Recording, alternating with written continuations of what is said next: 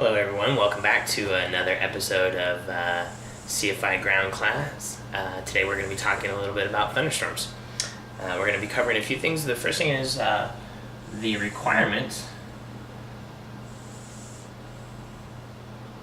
to make a thunderstorm, basically. What type of atmosphere we need, what type of moisture content, things of that nature. We're going to talk a little bit about the life cycle.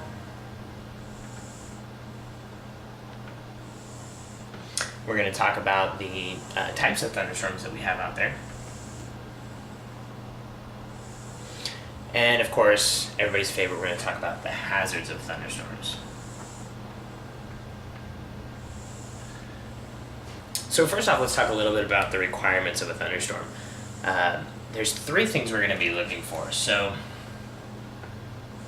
number one, what we'll need is some unstable air, or a tendency towards unstable air.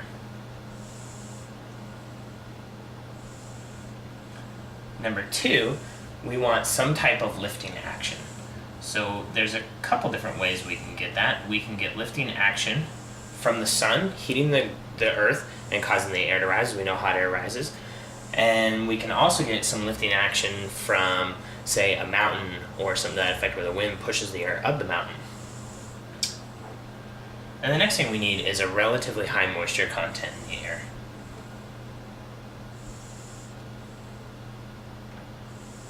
So this is our formula for thunderstorms. And here in Oregon, it's relatively common, especially in the mountain areas where we get some of that mountain lifting by the air blowing up the side of the mountains and creating those big cumulus clouds. So next, let's talk about a little bit about the life cycle. Let me make some more room here on the board. Now, the life cycle of a thunderstorm is pretty important for us. It'll help us to identify what's going on with the thunderstorm that we might be able to see. So there's three parts here. We have, number one, the cumulus. And what we're looking at here, if I just draw a wonderful little cloud here,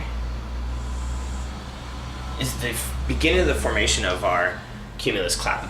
And this is basically when we have that lifting action, we have either that warm air rising or air being pushed up that mountain slope, then we start to get that lifting action. As that air rises, it starts to cool to dew point. Once it starts to cool to dew point, we start to get the formation of the cloud. Now, what's interesting about that cumulus stage, and the first stage of this, is we can get updrafts as high as 3,000 feet per minute.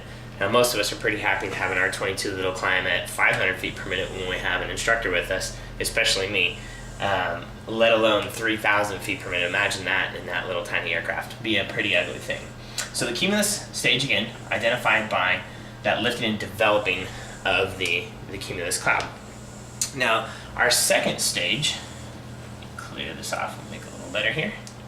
Our second stage is going to be the mature stage.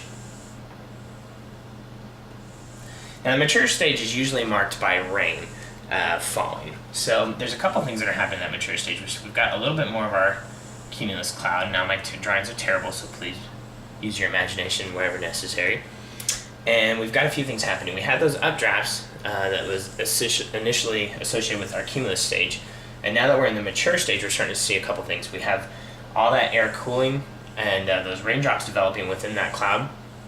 And they're getting so big that the cloud can't support them anymore, and so they start to fall to the ground. And what that does is we start to see, we still have our updrafts coming in out here, still developing some of the cloud, but we start to see some downdrafts start to develop here, down through the cloud.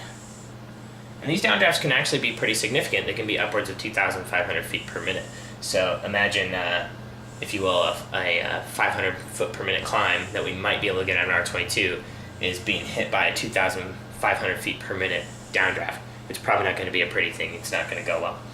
So a couple other things that are associated with this. Again, let's get some rain in here, because we know we're going to have rain. That's one of our most common parts of the mature stage. We also have some wind shearing happening because we have this updrafts from the outside, and these downdrafts are coming in contact with the ground and starting to spread out. And we're going to get some wind shear right through here. Let me use a different color to highlight that for you. So right through here, we're going to see some wind shearing during the mature stage of this cloud.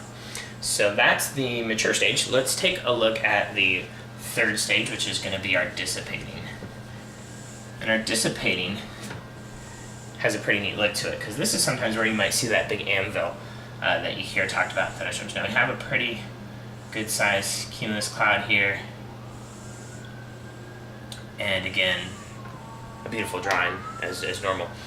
Now what's happening here is all of this cloud has been supported by all this rising air, all that energy, and as that energy is bleeding out, we have that rain falling, it's interrupting the upward airflow.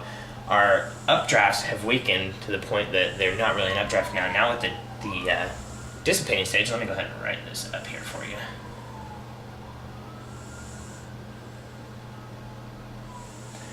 We start to see all downdrafts. So we have the air is now coming down out of that cloud.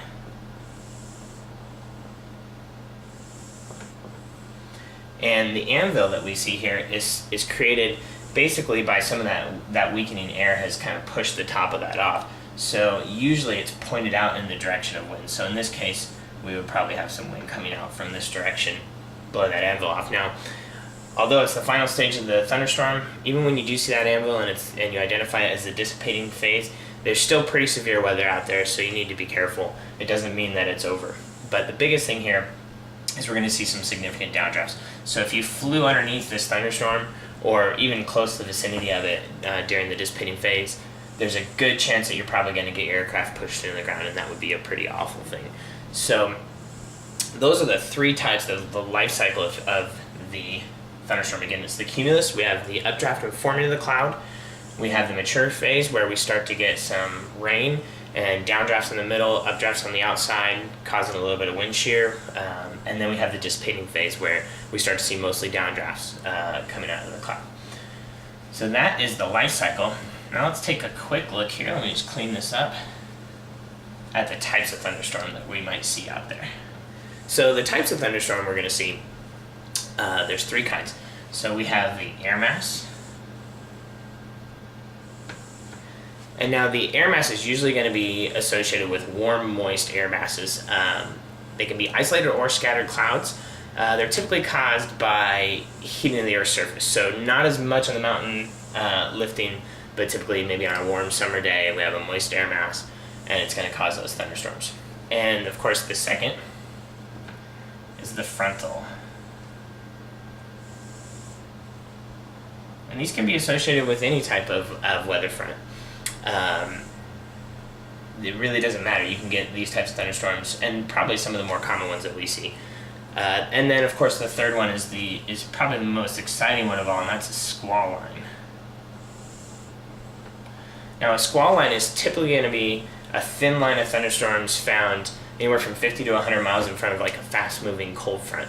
So they're typically it's typically associated with very, very severe weather. So this is something, thunderstorms alone are pretty scary, but you really want to be mindful if there's a squall line. You certainly don't want to be caught flying out there.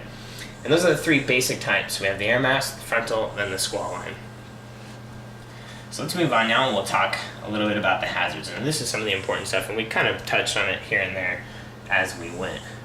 So we have a few of the common hazards, and you can all probably guess what they're going to be. One of the biggest ones is going to be turbulence. Turbulence, because of all that air that we have, the wind shear from the thunderstorm, and we have the downdrafts, and we have the updrafts during the cumulus stage. It's really going to be a big issue, and especially in our little general aviation aircraft, it's huge. So what's important here is that we want to stay clear 20 miles of a thunderstorm. Basically, just because you're not in the cloud, you're out in clear air, doesn't mean that you're safe from the turbulence. It's going to be spreading out. It's going to be pretty severe. So 20 miles, let's go ahead and write that up. That's a good one to remember. 20 miles clear of that thunderstorm. Now the second one that's always associated with thunderstorms is lightning. Now lightning's not a big cause of incidents with general aviation aircraft, but it can puncture the skin of the aircraft, and it can even damage our electronics, like our radios and our navigation equipment. So certainly something that we wouldn't want to have happen. Another thing that a lot of people don't think about is lightning could potentially blind you. You might get disoriented once you get a big flash of lightning, so you really want to watch out for that And of course, again, stay clear of those thunderstorms. And the third hazard that we're going to run into is hail. Now, a lot of times we get thunderstorms without hail, but just because we don't have hail on the ground doesn't mean there's not hail aloft.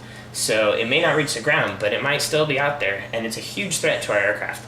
I know I've seen a rotor blade that was on the ground when hail came through, and the CFI ran the aircraft down to 55%, and they still stripped a good 50% of the paint off the front of the airfoil. So it could, imagine if you're in forward flight at full, RPM with that main rotor, you could really do some damage. So hail is a big one. The other thing about hail is it doesn't necessarily fall within the cloud.